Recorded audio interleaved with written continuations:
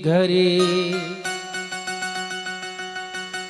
आधिव में पुनियाधि। एक घड़ी आधी घड़ी, 24 मिनट की एक घड़ी होती है महाराज, उसमें की आधी घड़ी 12 मिनट।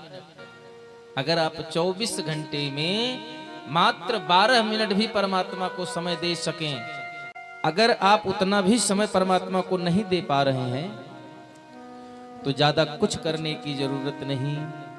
एक घड़ी आधी घड़ी आधिव में पुनियाधि। तुलसी संगत साधु की हरई कोटि अपराध। आधु में पुनियाद, 12 मिनट के समय में आप अगर वो भी नहीं दे पाएंगे, कहेंगे महाराज बड़ी व्यस्त जीवन है, बड़ा समय का अभाव है, तो आप 6 मिनट का समय परमात्मा के लिए निकालिए महाराज। लेकिन वो 6 मिनट का समय कैसा हो, परमात्मा के प्रति वो जो 6 मिनट है आपके जीवन के, वो कैसे हो और तड़प कैसी हो। परमात्मा के लिए आपके मन में तड़प होनी चाहिए।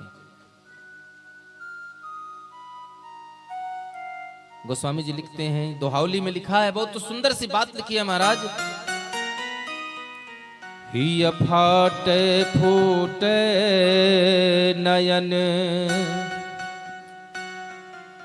जरये सुतन के ही काम। द्रवई स्रवई पुलकई नहीं, तुलसी सुमेरत राम। हिय फाटे फूटे नयन, यह हृदय फट जाना चाहिए महाराज। ऐसे हृदय को गोस्वामी जी कहते हैं कि इस प्रकार कुंठित हृदय को फट जाना चाहिए, रुक जाना चाहिए। ऐसे नेत्र को बुझ जाना चाहिए, जो नेत्र रूपी दीपक हैं, इन दीपकों को बुझ जाना चाहिए, आंख फूट जानी चाहिए। इस पंच तत्व से निर्मित यह काया जलकर भस्म हो जानी चाहिए। कब? द्रवई, जब हम परमात्मा की कथा सुने, परमात्मा का चिंतन करें, तो हमारे नेत्रों में आंसू न आ जाएं, हृदय द्रवीभूत न हो जाए। ऐसे मनुष्य के जीवन को धिक्कार है, ऐसे मनुष्य सन को नश्वर है, इसको नाश कर देना चाहिए महाराज। ये मैं नहीं, पूज्यपाद गोस्वामी जी कहा करते हैं।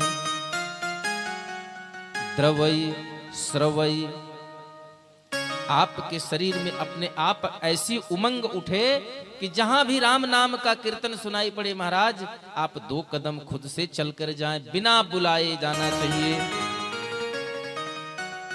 और आखिरी बात क्या लिखा, इस तन की सार्थकता के बारे में गोस्वामी जी ने लिखा है महाराज। शादी हो गई, विवाह हो गए, बच्चे हो गए, घर बनाया, सब किया, लेकिन अगर परमात्मा के लिए आपके शरीर में ये 3 चीजों का प्रादुर्भाव नहीं हुआ, तो आपका यह शरीर किसी काम का नहीं है। द्रवई स्रवई पुलकई, पुलकना कहते हैं कि जब हम किसी अपनी वस्तु को देख लेते हैं जो बहुत दिनों से दूर हो, तो अपने आप से अंदर से खुशी जग जाती है महाराज। आत्मा प्रसन्न भाव में हो जाती है और चाहती है कि हम उसका आलिंगन कर लें, उस वस्तु का, उस चीज का, उस व्यक्ति का हम आलिंगन कर लें, हृदय से लगा लें। जिस व्यक्ति के शरीर में ये तीनों भाव ना हो, उसके इस तन को रहने और न रहने का कोई विशेष मतलब नहीं है महाराज। हाँ, मुखम पवित्रम यदि नाम रामम, हृदयम पवित्रम यदि ब्रह्म ज्ञानम।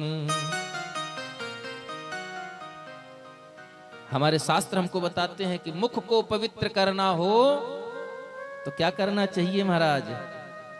सुबह शाम आठों याम यही काम किए जा, खुश होंगे श्री राम राम राम किए जा। मुखम पवित्रम यदि राम नामम, हमारी जिह्वा पवित्र होती है कैसे? राम का नाम लेने से महाराज। ले और हृदय, हृदयम पवित्रम यदि ब्रह्म ज्ञानम, हमें ब्रह्म ज्ञान हो जाए तो हमारा हृदय पवित्र हो जाता है। और चरणो पवित्रम यदि तीर्थ गमनम, हमारे शरीर के जो चरण हैं वो कब पवित्र होते हैं?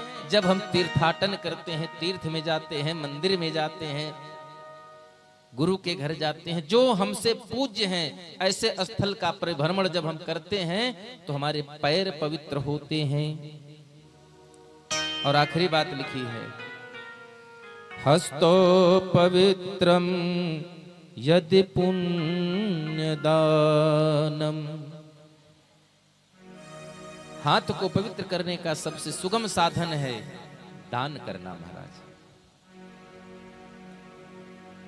क्योंकि दान करना ही एक ऐसी विद्या है, ऐसी पद्धति है, ऐसी कला है, ऐसा कर्म है जो आप इस लोक में करते हैं और आपके परलोक में वो आपको काम आता है।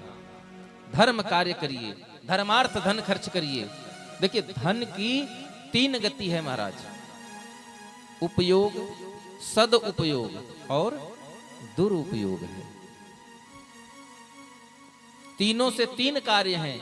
उपयोग से अपना कल्याण है, सदुपयोग से समाज का कल्याण है, और दुरुपयोग से अपने साथ साथ समूचे समाज का सर्वनाश है महाराज। समाज में कलुषता फैलती है अगर धन का दुरुपयोग हुआ तो। उसका कारण है महाराज, लक्ष्मी जो है चलायमान है, वो कभी एक के साथ होकर रह नहीं सकती, किसी एक के पास रुक नहीं सकती है, रुकती है सिर्फ एक जगह, और वो है कमलापति। कमलापति के पास ही रुकती है, बाकी किसी के पास रुकती उकती नहीं है महाराज। चाहे जितना बैंक तिजोरी में भर लीजिए आप, एक हाथ आती हैं तो 4 हाथ चली जाती हैं। और ऐसे कलिकाल के प्रभाव को कम करने के लिए गोस्वामी जी ने बड़ा सुंदर सा साधन हमको दे दिया। क्या दे दिया? राम नाम का मंत्र दे दिया। भाव अनेक राजेश कहो, केहि के कविता एक संग सजोती, भक्तन के हिय को उपजावत,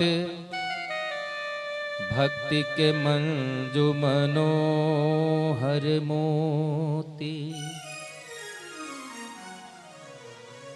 मन मोह विकारन को पल में,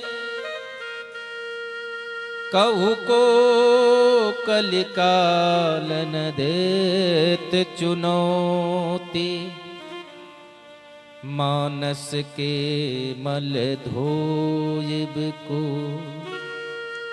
जो पे मानस की रसधार न होती।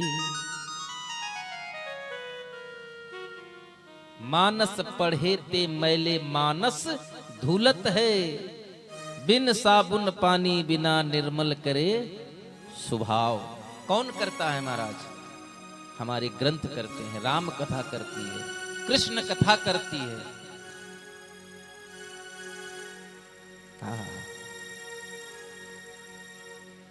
ऐसा ग्रंथ लिख दिया हमारे गोस्वामी तुलसीदास जी ने